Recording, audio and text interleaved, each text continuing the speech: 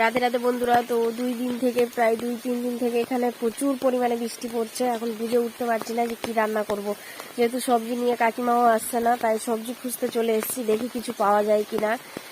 তো এই যে এখানে কাঁকরোলা হয়েছে, পেরে নি।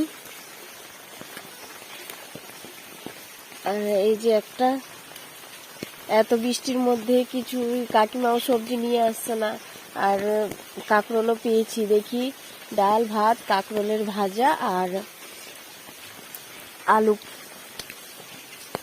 ভাজা করে নিব, আর পাঁপড় ভাজা, ব্যাস এতটুকুই আজকের জন্য। কেননা বৃষ্টি পড়লে যা হয়, আর তোমাদের দাদা ভাই তো থাকে না বাড়িতে, তো বাজার করারও সেরকম লোক নেই যে বৃষ্টিতে ভিজে ভিজে বাজার করতে যাবে।